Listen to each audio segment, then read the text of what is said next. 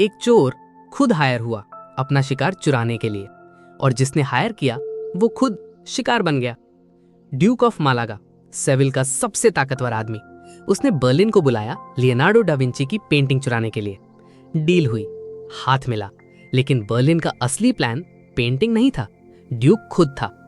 Gang ने उसके घर में कदम रखा, उसका ट्रस्ट जीता, उसकी बीवी से राज निकाले और अंदर ही अंदर एक ऐसा जाल बुना कि ड्यूक को पता भी नहीं चला। बीच में बर्लिन को कैंडेला से इश्क हो गया, एक ऐसी औरत जो खुद तूफान थी, और इसने पूरी गैंग को अंदर से तोड़ दिया।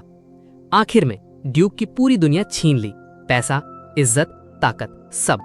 और वो आदमी जो हमेशा अकेला रहा, आखिरी फ्रेम में कैंडेला के साथ मुस्कुरा रहा था, क्योंकि सबसे बड़ा बदला तबाही नहीं होती, अपनी खुशी होती है। नेटफ्लिक्स पर अवेलेबल है। मनी हाइस्ट वाली फीलिंग चाहिए तो ये आज रात को ही शुरू करो। आप क्या कहते हो नीचे कमेंट में बताओ।